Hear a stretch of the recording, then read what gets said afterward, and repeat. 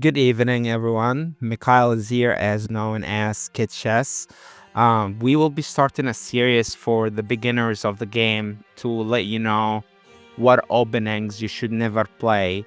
And in today's video, I will be showing you why you should never play e4, and if someone played it, how to counter it, and how to win the game and punish them for playing e4. So basically, we'll be doing analysis boards so that we can have more freedom on the board. We'll choose the game Antichess, which is our game. Here it's showing you that the best move is always e3. That's because it wins by default. That will be if you are in the top level, and it's really the best move for white. I mean, some people play other moves, like we have Tetke, she plays c4, but you just have to find your own move and play it, and then once you get good at it, you will be unbeatable. So for today, we'll get back to the video. We will be showing you how to beat e4.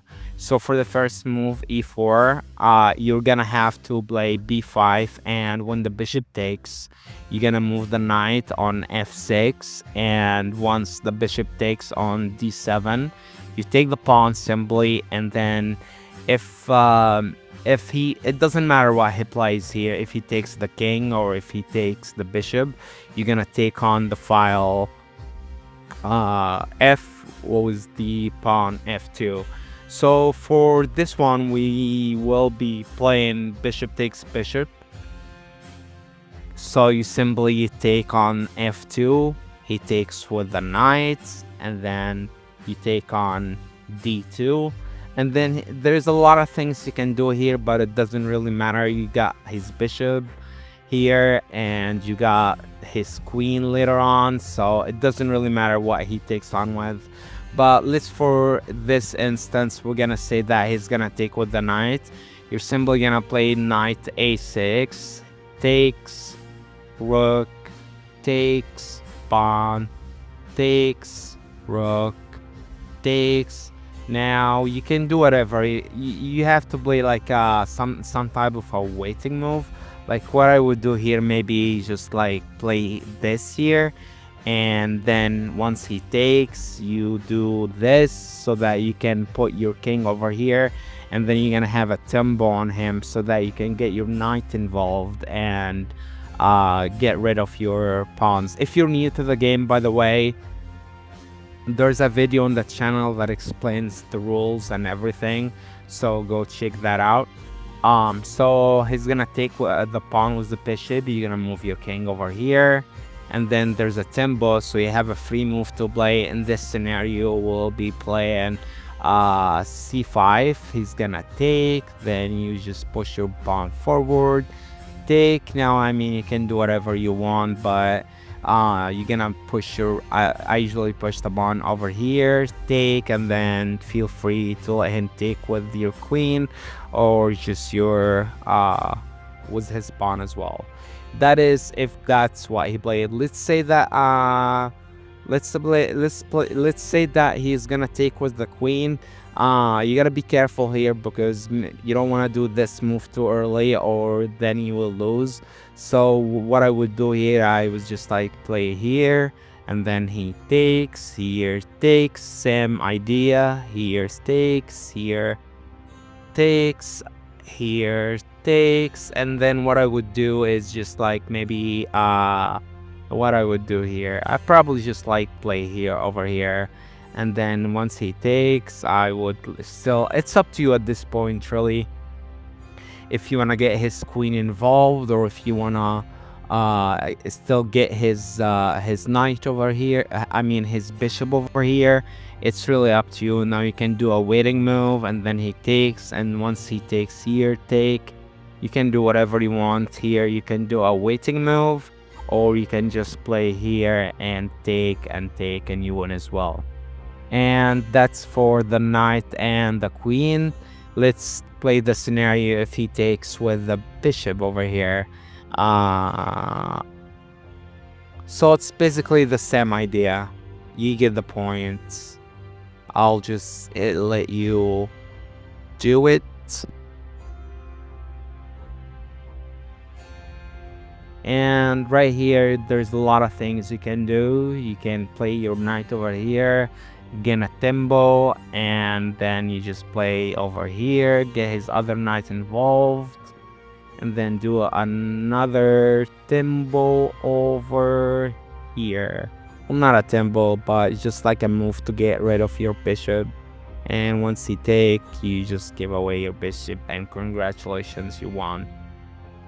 We have always talked about if he takes with his bishop. Now we're gonna see scenarios.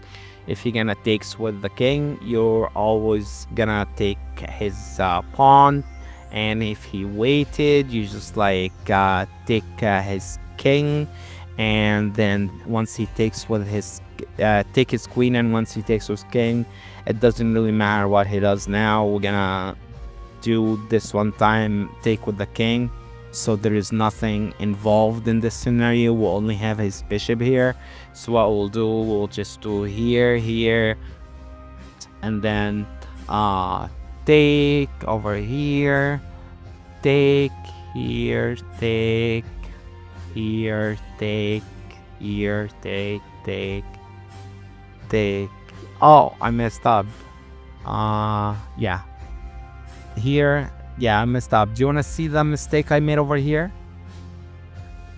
Pause the video and see if you can find that. Okay, that's right. I forgot to give away this pawn over here. So before you do this, you just give away your pawn, and then over here, and then it's easy from this point on. All right, now that we covered that, we're gonna cover if he oh, hold on one second. He took the king, and we take here, take here, take. Now let's say that he's gonna take with the bishop. Feel free to pause the video now and see what would you do.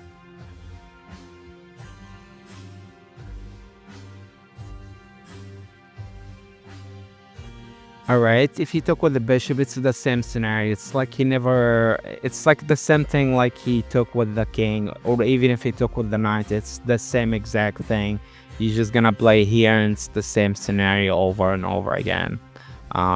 It's just basically the same moves. So yeah, and this is how you beat e4 opening. Hopefully you know enough now that you never play this opening, because it is an automatic loss for white. And now you know if somebody played it against you, what to play, how to counter it, and win instantly. Make sure to like and subscribe so that you can be updated to the upcoming videos.